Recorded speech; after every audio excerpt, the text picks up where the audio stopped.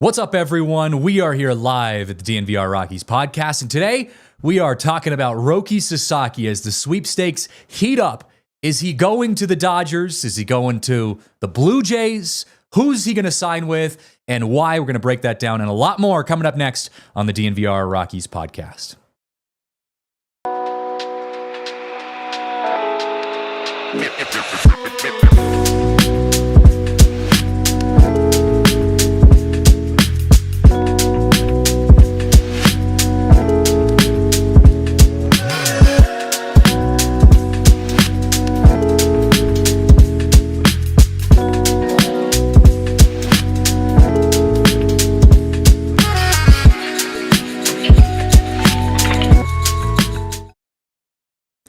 What's up, everyone? Welcome into the studio. Christian Saez here, hanging out with you guys on this Friday afternoon. It is afternoon now, 12:16 p.m. Mountain Time. We do have a special guest who's going to be joining us on the show in just a few minutes, maybe 15 minutes, maybe 20 minutes or so. Kevin Henry, writer for Just Baseball, going to be calling in from a very unique secret location that he is currently at right now. So we're going to get an update from Kevin Henry on all of the stuff that's been happening across Major League Baseball, and arguably, in my mind, the biggest topic of the entire offseason. And I'm going to explain why I actually think this is the biggest topic of the offseason. Where is Roki Sasaki going to end up signing? Is he going to end up signing with the Dodgers, the Blue Jays, or the Padres, who just got announced that they are no longer in the Roki Sasaki sweepstakes? So I woke up this morning, rolled over on bed, in my bed, tried to move my dog off to the side a little bit because she was taking up 3/4 of the bed, and looked at my phone, and turns out the Padres, who I actually thought had the best chance, in my personal opinion, to sign Roki Sasaki, they were out. It was reported today that they are out of the sweepstakes for Roki Sasaki. So the teams that remain are the Dodgers and the Blue Jays. Now, when I saw that the Padres were out, my initial thought is, it's the Dodgers then, right? Like, the Blue Jays, I mean, there's got to be a reason that they're still in the conversation, but are they really in the conversation? And we go back to how this all started. You know, when Roki Sasaki and Joel Wolf, his agent, met with the reporters, including myself, in Dallas at winter meetings, and kind of gave an overview of what Roki Sasaki was expecting and what this whole process was going to look like. And part of that was was the idea that Roki Sasaki, had all these expectations about the negotiation. He didn't want to have teams sending their star players to these meetings with him. He didn't want to have all the bells and whistles. He just wanted to have these specific meetings with these teams and move on. Well, it turns out all the teams that were finalists ended up bringing their own players to meet with him. The Padres brought Manny Machado and a couple other guys to meet with Roki Sasaki. The Dodgers brought, I would imagine, Shohei Ohtani and company, Mookie Betts, Freddie Freeman. Those are the guys that they most likely brought. I know that said that they brought some guys. I don't know if it was confirmed who they brought. But regardless, he went out and said, don't send me any of your players. I don't want to talk to any of the players. I just want to meet with your managers. And then the Dodgers, Padres, Blue Jays, they all did that. So with that all aside, I think the main reason why Roki Sasaki is still considering the Blue Jays is for one of the things that Joel Wolf mentioned to us in Dallas, which was the fact that he's looking at more of a soft landing spot.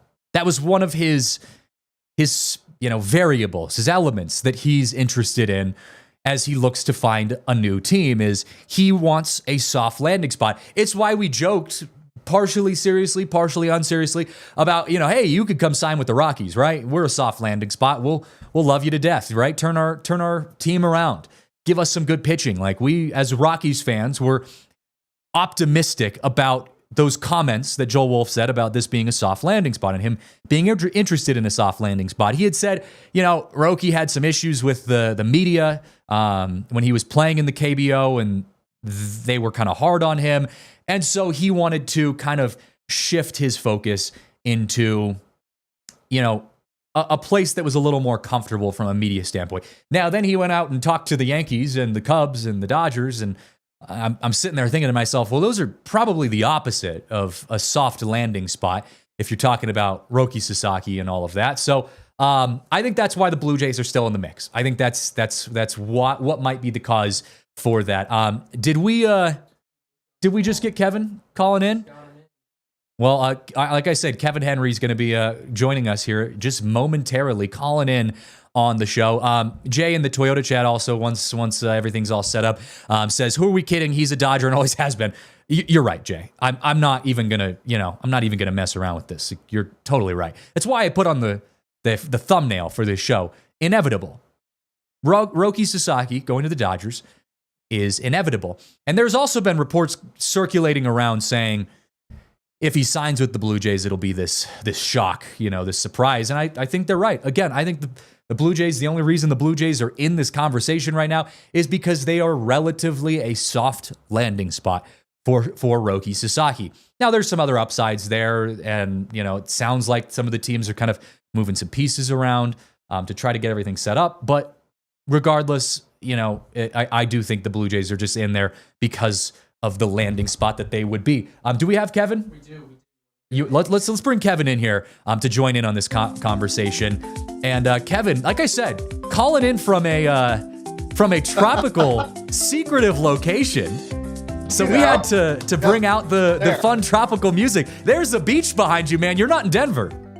I'm not. You know what? And I got to be honest with you, I will be on Sunday. So I'm going to soak up every bit of this in Cancun while I can. Oh, Cancun.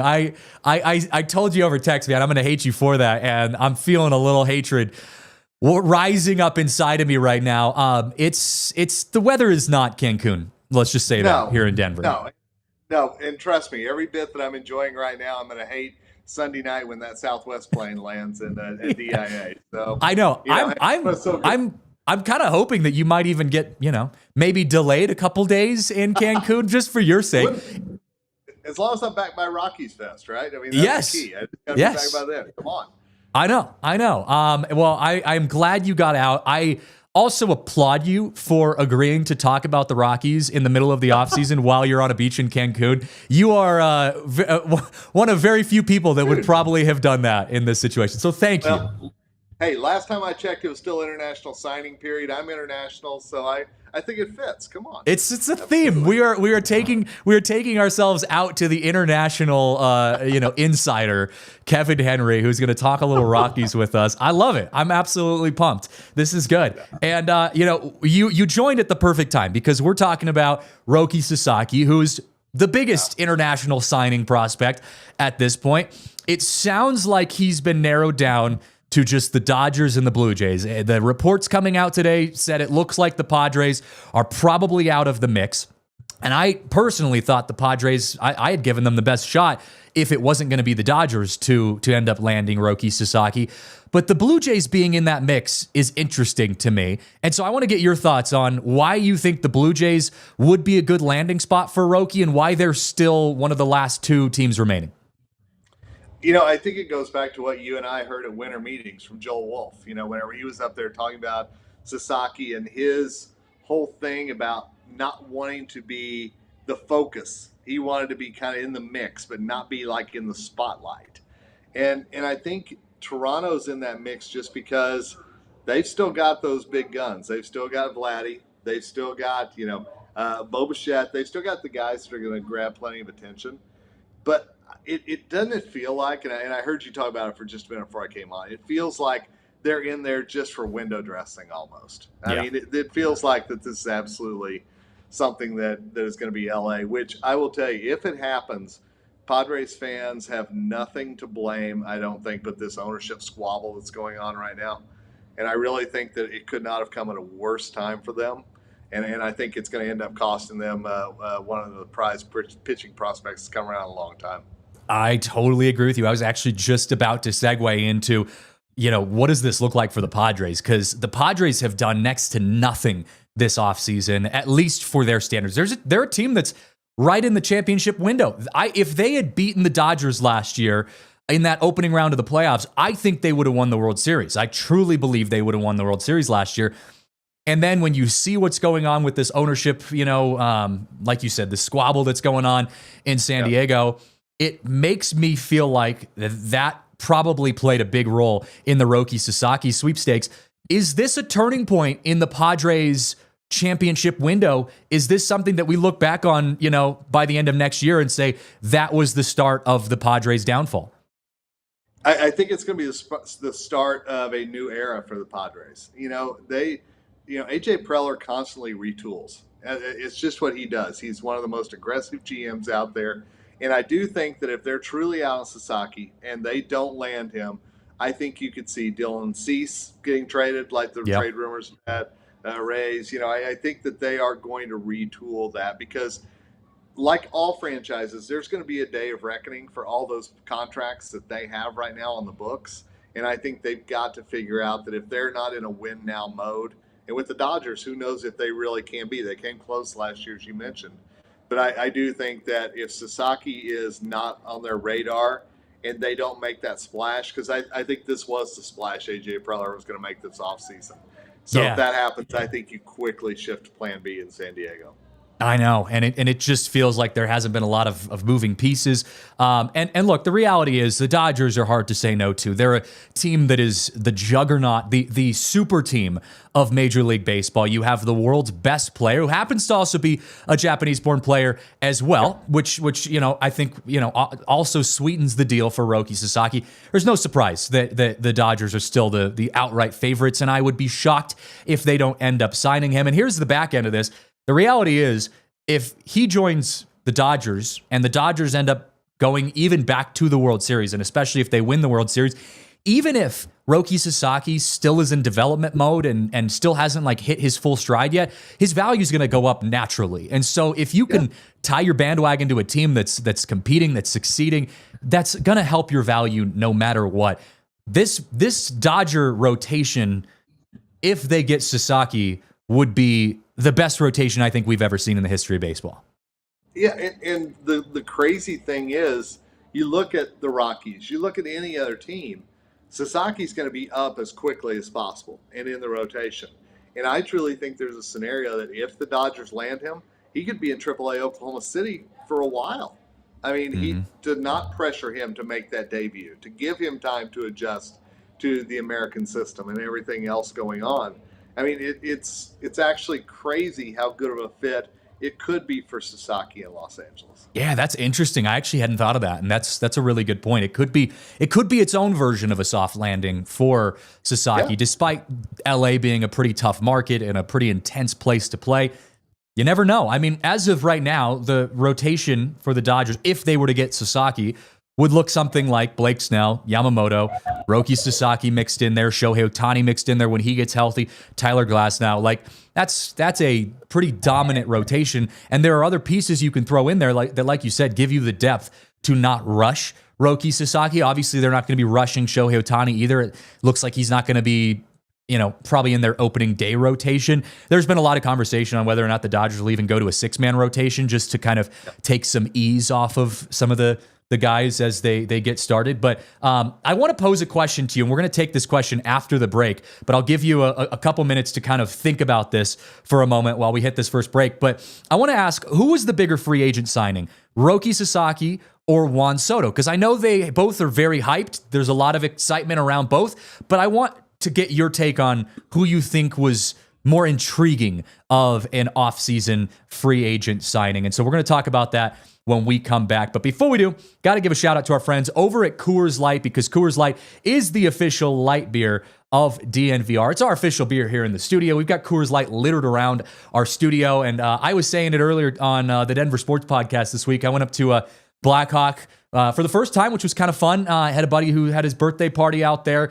We got into the hotel. He brought a cooler with him, opened up the cooler. It's all Coors Lights, and it was a party. It was a good time. It was a really enjoyable way to spend our weekend. And I know a lot of times in the winter, it feels like, some people don't like the cold, refreshing light beers and all of that kind of stuff because it's winter. But I got to say, from experience, there's never a bad time to enjoy a nice, cold, refreshing Coors Light, whether it's the middle of summer on top of Coors Field at the rooftop, or just hanging out, watching some football, watching some basketball, whatever you're enjoying. Coors Light goes well with any of that. So make the most out of the times you choose to chill. Choose Coors Light. Get Coors Light delivered straight to your door with Instant Cart by going to CoorsLight.com/DNVR. Celebrate responsibly. Coors Brewing Company in Golden, Colorado. Well, we also got to give a shout out to our friends over at Mando. Mando is a men's deodorant brand that we are now sponsored, that now sponsors our show. We're now partnered with. And can I tell you, they are pretty cool. They have a pretty cool product. Really, it goes above and beyond what just normal deodorant is. It's full body deodorant. And I can speak from experience. I'm a very active person. I go outside a lot. I go to the gym. I try to go to the gym every day. I'll say that at least. I'm a pretty active guy, and it's tough sometimes after a long day of working or whatever. It's hot. You're sweaty. It's not just your pits that are getting a little sweaty. Sometimes you need to go a little bit more. You need a little more coverage there. Mando's full body deodorant has you covered. They take care of you in every aspect. And what makes them unique from some of the other deodorant brands out there, they have a lot of different options for you, a lot of really cool scents. And like I said, it's full body, so it takes care of all of the different spots that you might need to cover whenever you are, just going through a full hard day of work or working out, getting outside, whatever your deal is. So be sure to check them out. They have a starter pack, and that starter pack is perfect for new customers. It comes with a solid stick deodorant, cream tube deodorant, 2 free products of your choice like mini body wash, deodorant wipes, and free shipping. As a special offer for listeners, new customers get $5 off their starter pack with our exclusive code. That equates to over 40% off your starter pack. Use code DNVR at shopmando.com. Again, that's shopmando, MANDO.com. Please support our show and tell them that we sent you. Smell fresher, stay drier, and boost your confidence from head to toe with Mando. All right, back here on DNVR Rockies podcast, Christian Saez, just baseball writer Kevin Henry hanging out from Cancun with us on this Friday afternoon. And I asked the question before the break, Kevin, who's the more intriguing free agent signing to you, Roki Sasaki or Juan Soto? I'll leave it at that. What's your take on it? So I'll go Sasaki. And I say intriguing because we don't really know how good he is. We don't really know what kind of an impact that he's going to bring. We've seen Soto at his best. We've seen how he can change a lineup. I mean, last year in the Bronx, Diego, DC, wherever he's been able to change one. But what is Sasaki really going to do? And how quickly is he going to become this phenom that we all think he's going to be? So I'm going to say Sasaki just on that. But what about you? I agree with you. And I also am going to look at it from the team's perspective. Juan Soto is an incredible player, yes. And he obviously, because of market demand and value and all of those other factors, he coveted a lot of money, an insane amount of money, a historic amount of money this offseason. So I think the money aspect of Juan Soto, to me, felt like the biggest part of it. It was like, how much is he going to sign? Yes, Juan Soto's a great player, but like, how much money are we going to see? Are we going to say $800 million, $700 million? What's it going to look like? But I think from an intriguing standpoint, from a team perspective, Roki Sasaki is interesting because I think it's important to remember how unprecedented Roki Sasaki is in just a sheer package standpoint. He's a player that has obviously an immense upside for teams, any team, the Rockies, the Dodgers, the Yankees, whoever it is. He's a player that can kind of seemingly fit into any team and have huge upside, and he can do that for pretty much nothing financially. And I think one of the factors that like took away from the hype to me with Juan Soto was like, yes, Juan Soto's an incredible player, but as a team, I would be almost a little nervous to go spend, almost $1 billion on a player, no matter how good he is. I mean, you and I have had this conversation of like, is he going to be able to return the value that like Shohei Ohtani is returning to the Dodgers? I don't think he is. So I do think there's that nervousness for the Mets, for example, when signing $765 million over to Juan Soto to say, God, we are putting our entire franchise on this guy, hoping that he works out over the next 13 years. Roki Sasaki, it's like the Rockies could have afforded him. The A's could have afforded him. He's signing for arguably a league minimum, give or take, a little bit on either side. And that to me is intriguing, unprecedented. I think he's the biggest free agent signing of this offseason, in my opinion. I agree. And I think one thing that Joel Wolf said whenever we were in Dallas at winter meetings is he's been watching baseball. He's been keeping up. It's not up to the teams to really introduce themselves to him. He's been watching all 30 teams. So he knows who the Rockies are. He knows who the A's are, but he also knows who the Dodgers and Padres are. And so I think it's intriguing to me that this guy can change a franchise, but he also doesn't have to immediately. It could absolutely be something that it is a year down the road, 6 months down the road. We will talk, I guarantee you, at this year's trade deadline, we will talk about there's going to be some pitcher or somebody coming back from injury, and somebody will say, oh, that's their big trade deadline signing, is getting this guy back for the second half of the year. That could well be Sasaki, wherever he lands. Yeah. And it could be, and I was going to say, and that's the other part of it, is it's like, it's not permanent. I mean, this could be a stepping stone from it's why teams like us, like the Rockies, were hopeful that like maybe he wants a softer stepping stone place to step, to say, hey, I'm going to spend a couple years in Colorado and then move on. Obviously we were dreaming, but let us dream a little bit. Right. I mean, the fact that Bill Schmidt said that he was, at least in the top 3 first GMs to reach out to Joel Wolf was at least something to talk about for us. So I will give him credit. If nothing else, I'll give him credit for that. The Rockies at least reached out because I think of how unprecedented of a player he is. The Rockies weren't reaching out on Juan Soto because you're not going to spend $700 million on Juan Soto. So there wasn't even like a thought about him being that guy. Roki Sasaki, because of how unprecedented his contract will be, was kind of up in the air for everyone. So that's why I wanted to start the show talking about it. I mean, for all we know, the news could break during the show and he could sign with the Dodgers most likely. But I wanted to at least touch on it a little bit. But I'm going to shift gears now because I know you're in Cancun. I don't know how much you have been playing baseball catch up while you're on.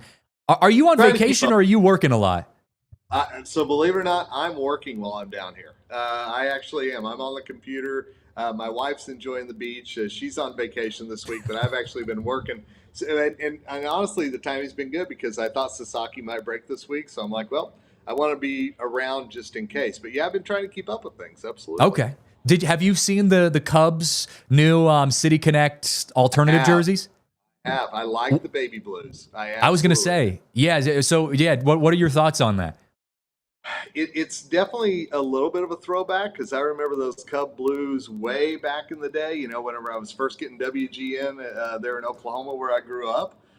So I like it a lot. And I also like how, I don't know if you saw the intro video, where they tied in the blues in Chicago and it looks like the guitar pick, and everything. So actually that's one of my favorites. It's much better than the Wrigleyville one. Oh my God. Yeah. Totally. Getting rid of Wrigleyville. Yeah, absolutely. Yeah, it's the first City Connect jerseys. I know they kind of phrased them as their alternate throwbacks, but they're a City Connect jersey. Riley, you could throw them up on the screen if you've got the picture of those uniforms. This is one of the pictures of the actual uniform. You can see the old logo, and then if you go to the next picture, Riley, of this is the full breakdown. I love the full Chicago, kind of looks like a guitar pick on the top right. That's like my favorite graphic that or logo that they have. And the reason I bring this up, because I mean, I don't really care about the Cubs, but I think they're setting the standard pretty high to start things off. We've seen some really good and really bad City Connects. This is the first real City Connect that we've seen kind of pop up this offseason, and they're setting the bar pretty high. Now the Rockies are saying that they're going to be unveiling a new City Connect jersey for 2025. Is there a world in which the Rockies unveil their City Connects before or at the Rockies Fest coming up here next week? Wow, that would be cool if they did, honestly. I think that would be something to generate some interest and to really set a buzz. And my God, I hope it's a powder purple. I still am holding out. If the Cubbies could do the powder blue, come on, Rocks, give us the powder purple. But it's possible. The purple, I mean, I know some people love the purple, and I think for a City Connect jersey, it's not bad. That's good. You get creative. Again, it looks good for the Cubs in this case, the powder blue. I think the Rockies could pull it off. I actually would really like the powder purple with like some black trim like underneath and stuff like that. Like I think that could be pretty cool. Yep. But I still have this image in my head of all black. And I know that's just not Colorado. I get it. We're so colorful and bright here that playing a mid-July 110-degree game at Coors Field in all black just is miserable. But I that's my dream. That is where I'm dreaming of that at night. Brent Doyle was actually on our show here, Riley. If you could pull up this video, he was on our show not too long ago, and he gave his take. And I want to play this video of what he hopes the new City Connects look like. Let's throw that up there, Riley. I really wish they'd bring back the black vests. I'm a sucker for black jerseys, and I think they would look so clean. I understand, vests are hard to sell in stores and stuff, but even if it's like a black, just non-vest jersey, I think that would look really good with our purple and our silver. But you can't go wrong with the purple pinstripes, especially seeing all the old highlight videos of the black vests. I think it would be sweet. Yeah, so Doyle and I are in the same boat, man. Black is cool. I just don't know if it's gonna happen. It's probably not gonna happen. I'd go black vest with powder purple underneath. I mean, give me something, Now that'd be pretty sweet. Let's be honest. That would be. The one thing I hope they don't do, and we've seen the Nuggets embrace the whole 5280 thing almost to an extent. I just pray that there's no 5280 involved with this. I really do. I did Noah Spyrick and I, our friend Noah, we did a 25 predictions for 2025 show, and then kind of turned it into an article. And one of my predictions was that they would have the what was it? I think it was having the Colorado flag as part of their new City Connect jerseys. But I did add there as a caveat that 5280 would not be involved, because I hope, for the same reasons you do, I think it's been used to ad nauseum. It's been used to a fault. I like the Nuggets jerseys, the new City Connects. They're kind of clean, but I just, there's only so many ways you can do that before it becomes overused.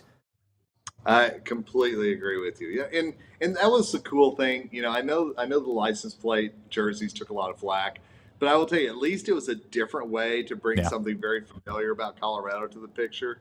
And so I hope that they're going to do something along that line, just to, again, something we all go, oh yeah, that is Colorado, but it's also not what's already been done with the Nuggets or anything else. Yeah. Do you have from last year a best and worst City Connect jersey team that you can think of? Like, this was my favorite City Connect jerseys that I saw, and this was the least favorite. Do you have those by memory? So honestly, for me, the worst, I hated the Wrigleyville stuff. I hated what the Cubs have. I really did. There was something about that it was just so boring. It was just like a slow pitch softball jersey.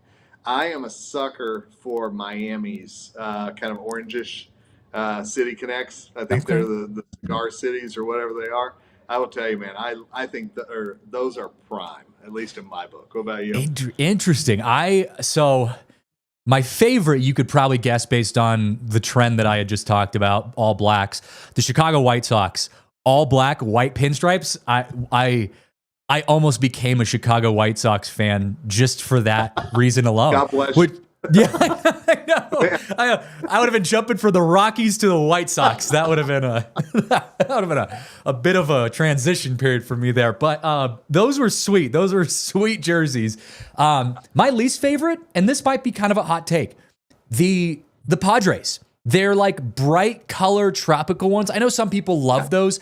I kind of hated them just because it just felt so.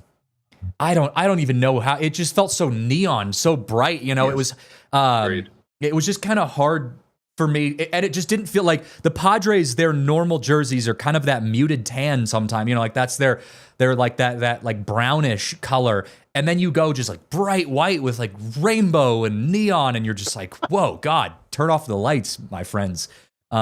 Maybe I just like the dark colors, maybe that's just my theme. It might be, And I will tell you, I'm still torn a little, because you talk about the such a clash. Boston is that way as well. And I know it's the whole Boston Marathon look and everything else, But man, it's so different than all the other Boston things that you think about. It's just, it's a little jarring.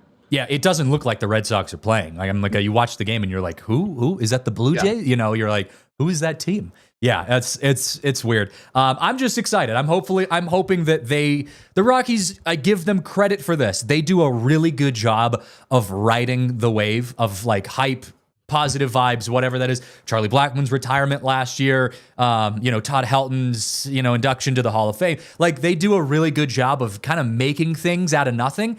And that's what you have to do when you're a team that loses 100 games a year. So I think I have faith that the Rockies will do the right thing with these City Connect jerseys. And I have faith that this announcement could probably be coming up here within the next week to get people kind of excited. Because pitchers and catchers are reporting here in just a month. I mean, less than a month. What is it, February 13th? It is. Yeah, I mean, we're knocking on the door. And and I remember one thing the Rockies talked about just real quick last time they unveiled the City Connects was how that it wasn't Denver, and there's a lot of teams out there that embrace their city, and Colorado wanted to make sure they were the Colorado Rockies. So what are you going to bring together that is everything from Grand Junction to Steamboat to Pueblo?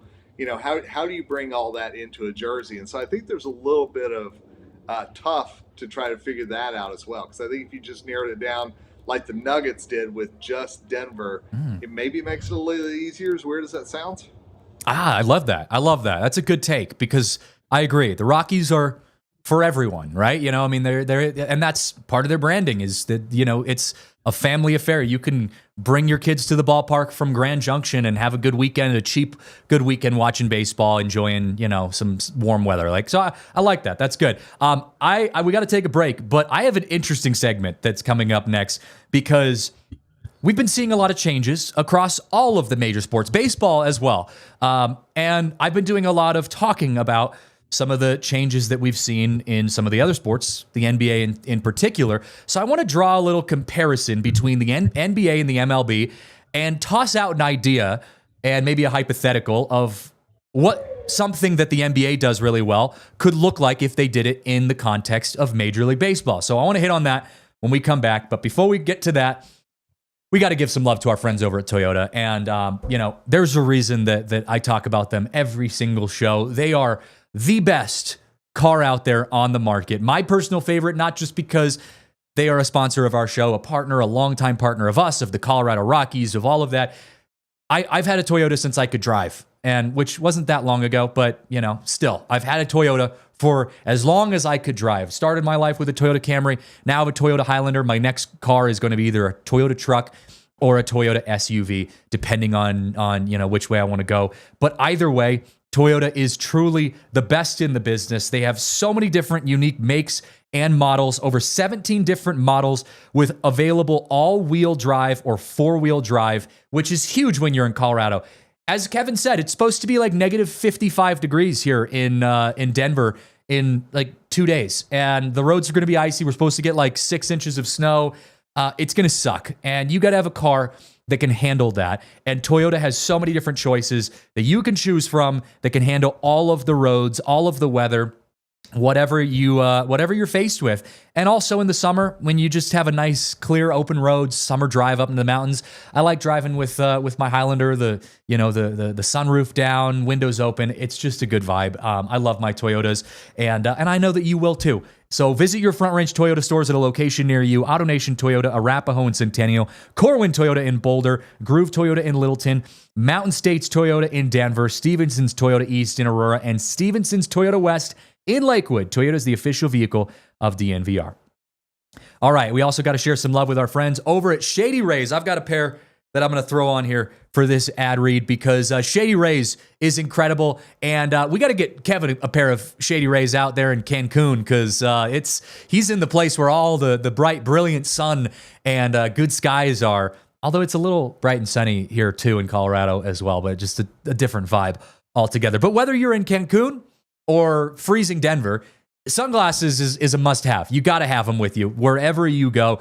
And I always share the story of how I burned my retinas with that when I didn't have sunglasses, when I went hiking in Colorado in the middle of winter and the reflection of the sun on the snow just killed me that one time. Never make that mistake again. Shady Rays, pick yourself up a pair, because not only are they great sunglasses, they have polarized options. They look great. They're affordable.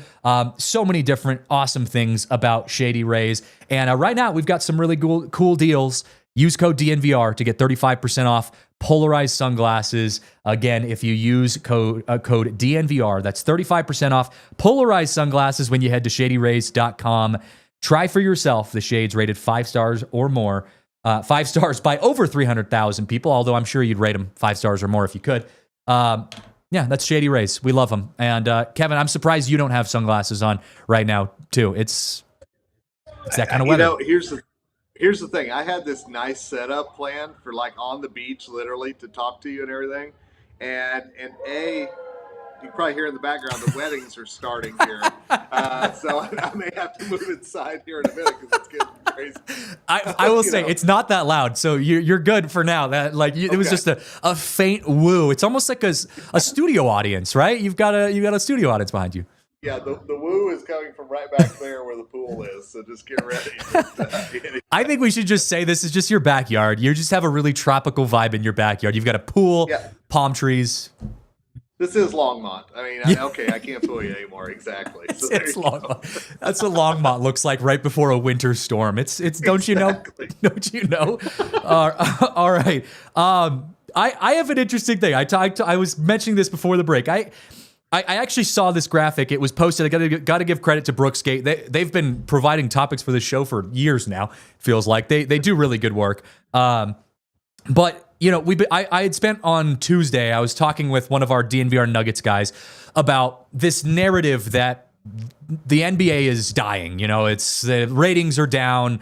Basketball is shifting. You know, how do you kind of save the sport? The media is really harsh on the NBA right now. All this kind of stuff. So we kind of went down that rabbit hole and we talked a lot about it. And we talked about, you know, okay, how has the NBA Cup changed the trajectory of the NBA? Has it been better? Has it been worse? And, you know, we kind of came to the conclusion that, you know, hey, it's not a bad thing. I don't know if it's saving the NBA, and the NBA doesn't need saving to begin with, but it's not like changing anything crazy, but it's not hurting it at all either. Well, Brooksgate came out and posted a graphic where they showed what it would look like if Major League Baseball did an in-season tournament. And I thought that was a really interesting theory that I wanted to kind of go down the rabbit hole with. You want to throw the graphic up there, Riley, if you've got it? This is the graphic that would show the in-season tournament if Major League Baseball was to do this. Now, there's obviously a lot of logistics here about like the seeding. Would you do this around the All-Star break? Would you do this earlier? What would the seeding look like? There's 5 games. Would you do it more in like a series, or would you take one game out of a series and have that count towards your MLB in-season tournament? So there's all of that kind of logistics behind it. But here's where I wanted to shape this, because Major League Baseball is changing. They're trying a lot of different things. Now, I'm not saying they're going to try this, but here's where I wanted to kind of sell this. If there was a tournament that happened in the middle of the season for a team like the Rockies that really realistically has no chance of making it to the World Series, could you tell me that I would have an opportunity to get kind of hyped up about maybe a middle of June, Rockies versus Giants in-season tournament semifinals? Can you give me a reason to be excited? Like, I would get kind of pumped up about that if Major League Baseball were to do that. I know, again, we're spiraling here a little bit, but that sounds kind of fun to me. I think whenever we get to June, we're going to be looking for something, right? I mean, it's a 162-game schedule. That's the thing, is that for all the crud that NBA gets because of their long season and everything else, well, look at what MLB offers. And so I think, that's one thing that I've always enjoyed about the minor leagues is that first and second half. You could stink in the first half, but you've still got a shot at the playoffs if you get hot in the second. And so I think to have something in the middle of the year that all of a sudden records don't matter as much at that point in the grand scheme of things, but for 2 weeks, yeah, it still counts toward the overall record. But, a team like the Rockies, a team like the Nats, whoever could get hot, and all of a sudden, you're competing for something. I think that would be cool. That was my thought on it too, is I'm just like, it would give fans who don't normally have a chance to get like super hyped up about things a chance to be kind of pumped. And maybe it's just me in the media, us working in the media where we're like, give us something to write about, give us something to talk about. But I think for the fans too, because here's the thing, over the course of a 162 game year, the Rockies aren't going to make the playoffs most likely, barring a miracle. The Rockies aren't going to make the World Series, right? So if you can take a smaller sample size, and baseball is a sport with such parity where a team like the Rockies can go beat the Padres 5 out of the 8 times they play them in the regular year, even though the Rockies can't even graze the playoffs and the Padres could be a World Series team. Like, that's the nature of baseball sometimes. If you said, here's 5 games that across these 5 series are going to count towards an in-season tournament, and at the end of the tournament, the top teams are going to play for the championship, and the Rockies just happen to be able to win a couple of those games and be in like a semifinals game in the middle of July or June, I'd be super excited about that. Like, that would be super fun for us. I agree with you. I think it would be really cool. And I think if you could do something where, you'd have to work the scheduling and everything else. I was just sitting here with the NBA Cup thinking about how that works for them to be able to go to Vegas for just a couple of days. Yeah. There's the All-Star break in there. But I know players love their time off at the All-Star break too. But if there's a way that you could schedule some kind of Saturday or something that would give it a little bit of a spotlight, and you knew that, if you weren't in the Final Four or whatever, that you went on with the normal schedule, otherwise you'd be here doing this. I think that'd be pretty cool. I do too. And I also think of it like from a branding standpoint, because I think one of the things the NBA Cup has done really well is that it's given people a reason to talk, good, for better or worse. Like, I turn on the game and I turn on the TV and let's say Cleveland Cavaliers happen to be playing in their in-season tournament, and their court burns my eyeballs. It's so ugly, but it's interesting to me because there are some courts that like, you're like, oh, that's actually kind of cool. And there's other courts that you're like, that's disgusting. I never want to see that again. And then, you could do different jerseys. Like, I think Major League Baseball, if you're talking from a design standpoint, maybe you put cool logos in the outfield, or you create a unique jersey combination that only debuts and only works during the in-season tournament. Like, I don't know. I just think that could be a really fun way to spice baseball up a little bit, get people talking a little bit more. It doesn't mean anything aside from just a chance to kind of create some meaningful baseball in a period of the year where baseball is just background noise. Yeah, and I think, we know in Denver that there's a certain time of year when all of a sudden it's Broncos training camp time. And that's all everybody's going to focus on unless the Rockies are really playing well. So if there's something that would take just a little bit of that away, and it's always going to be a Broncos town, always. But still, if there's something that we could pull it away and there would be a reason to cheer for the Rockies on this certain random Saturday in July, that would be pretty cool. I agree. And, and look, it's fun baseball is fun baseball, no matter where it is. And I know there are a lot of changes that are being tossed out. One of the biggest ones is robo-umpires.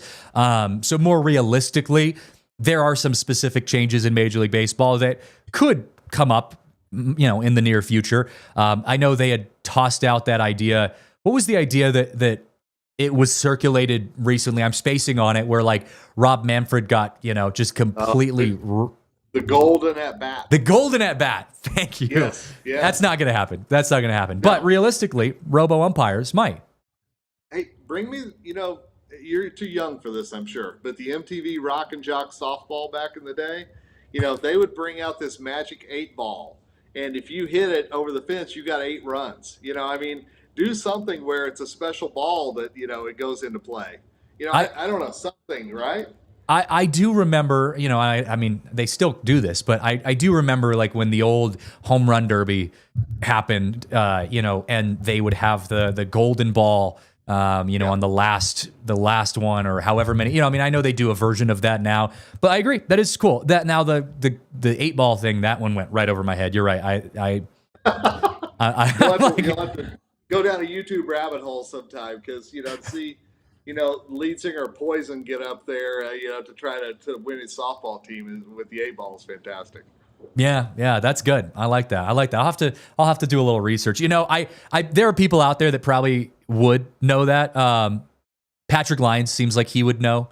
He's kind of an old soul that yeah. he would know. Yeah, he would know that. So that's just that one walked past me a little bit. But hey, gonna hit our last break. After the break, though, we're going to talk a little bit about Fan Fest and also some of the specific pitchers I'm really interested in highlighting in this upcoming season for the Rockies. One in particular that I want to talk a little bit more about, that we've tossed his name out there before. We're going to talk more about him when we come back. But before we move further in this show, got to give some love to our friends over at Breck Distillery. I'll move out of the way here. Wait, nope, got it. Right there. That's their bourbon whiskey right behind us. We have it in studio.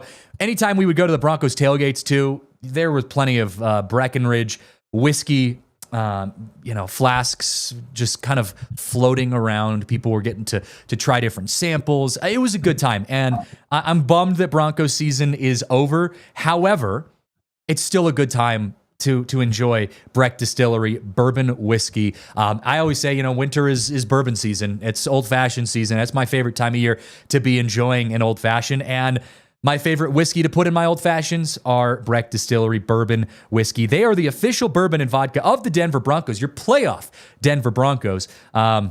But like I said, despite the Broncos season being over, it's still a good time to enjoy some bourbon whiskey, some Breckenridge bourbon whiskey. So use code DNVR at checkout when you head over to BreckenridgeDistillery.com. You can get $99, or you can get, free shipping on all orders over $99. Again, that's code DNVR at checkout for free shipping on all orders over $99. You can learn more at BreckenridgeDistillery.com.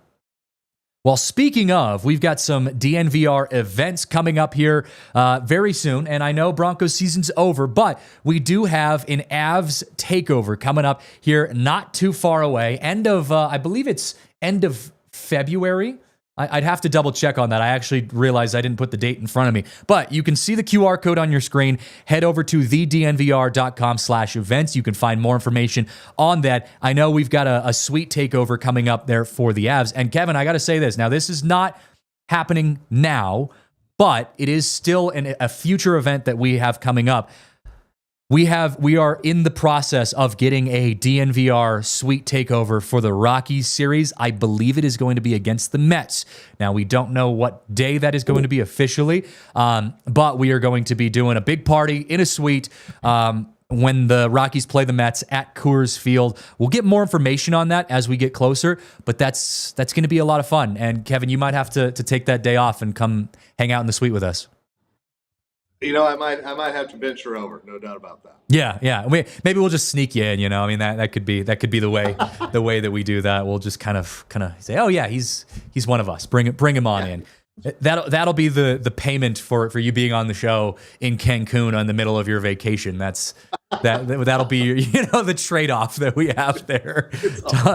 Talking Rockies on vacation in Cancun. Well, hey, speaking of talking Rockies, we are just a few days away from Fan Fest. That's coming up on next Saturday, a week from tomorrow, correct? Am I right on that? The 25th? Is that right? Yep. I'm looking forward to it. And I was actually talking to Austin. He's one of our sales guys here at DNVR. He used to be a salesman for the Rockies. So he loves the Rockies, big fan. And he was saying, he's like, look, obviously we're not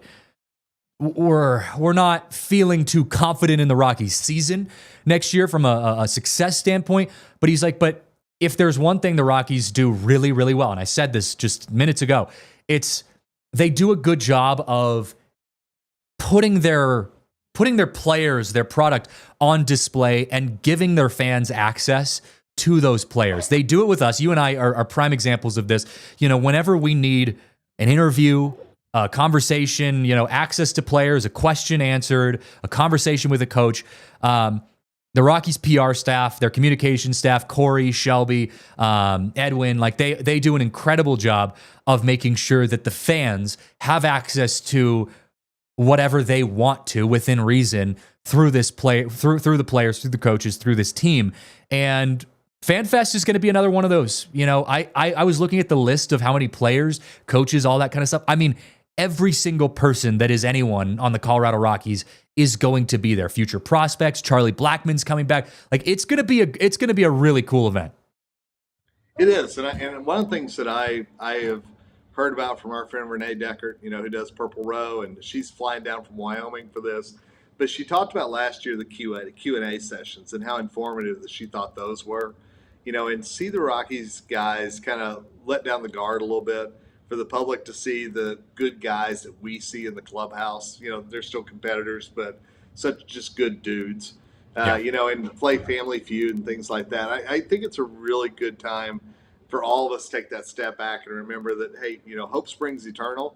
But at the end of the day, these guys they're humans, and it's good to get to know who they are when that cap comes off and you could just talk to them as players. Well, look, I am right up there with the most business-oriented baseball fan there is. Like, I have come on this show plenty of times and been pissed off, frankly, about things that the Rockies have done and you know, wanting them to be better. Like, I don't want to use this as kind of an opportunity to kind of feel like an excuse, but I want to look at this more as a and instead of a but. You know, yes, the Rockies need to be better. They need to be more competitive. They need to do all these things. And you can still go and enjoy your hometown team. You can go to Rockies Fest. You can go to Coors Field and enjoy a chance getting to meet some of your favorite players. And I will die on this hill. There are current Rockies players that are the best, some of the best players in all of baseball in what they do. Ezekiel Tovar, Brenton Doyle. Like, these are guys that are at the elite category of their position in all of baseball. So yes, the Rockies might not be a competitive team right now, but you could still go and enjoy getting to meet those players, talk to those guys, ask some questions, get autographs. It's just a fun time. And look, if nothing else, get to be around baseball for a little bit. Like, I miss baseball, right? Like, Rockies baseball or not, I'm just it's one step closer to the baseball season.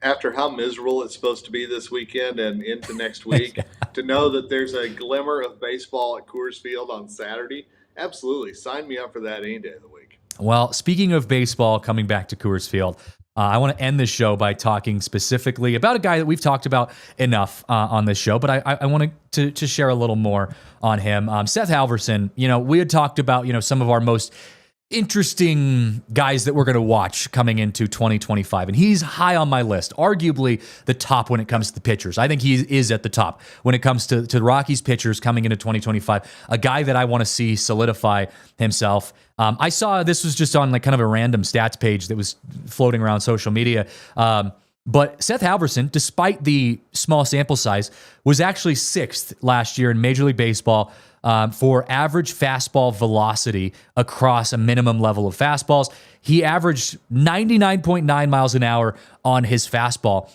It's one of the reasons why so many of us are talking about the velocity of the bullpen for the Rockies and the excitement that we have, because you've got a guy who's top 6, at least right now, in average fastball velocity with some other off-speed pitches. Again, small sample size, but in his 12 innings pitched for the Rockies, he had a 1.4 ERA, 28% strikeout rate, 24% strike to ball ratio. The stuff that we saw from Seth Halvorsen feels like stuff that we could see out of a long-term closer for the Colorado Rockies. And that stat just kind of reminded me of the type of dude Seth Halvorsen might be able to become for the Rockies. I think the closer situation this year is going to be fascinating. I think that there are so many young guys that are going to battle a Tyler Kinley to see who's really going to be that late inning guy. I mean, I can't wait to see what Jaden Hill does. Of course, Vodnik. You know, there's a lot of guys who can fill that closer role. But for, you know, like you just said, there's so many young guys that have electric arms who could be really big late inning situations this year. And this is what fans have wanted for a long time. They've been wanting to see these kids play. They've been wanting to see what the prospects can do. And I really think this is the year it happens, especially in the bullpen. I know. And Seth Halvorsen is at the top of my list. I also just think the Rockies need some like excitement out of a closer. You know, Victor Vodnik is fun, but he makes me nervous, you know, and I know he needs to grow a little bit. He needs to get a little better. But he makes me nervous because I'm like, which Victor Vodnik are we getting? Are we getting the Victor Vodnik where, every other fastball's to the backstop, or are we getting lights out Victor Vodnik? Tyler Kinley, same thing, man. He scares me sometimes. Seth Halvorsen, outside of his one bad game against the Dodgers, which World Series champion Dodgers, Mookie Betts and Shohei Ohtani Dodgers, outside of that one back-to-back home run stint that he gave up, he was pretty much solid. I didn't see, and I guess he had that balk at the end of the year again against the Dodgers that was just like, that was weird.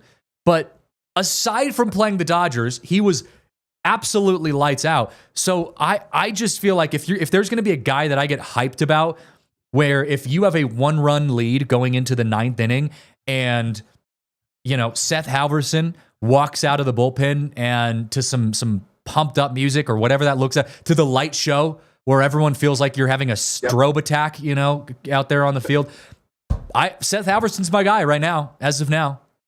Well, and I got to tell you, and I'm going to blame it on Cancun and the sun baking my brain here, but the young pitcher the Rockies signed who was so electric and so dynamic on the mound, Hefrion. I can't think. Yes, I'm anxious to see if he's going to be able to bring that to Coors as well.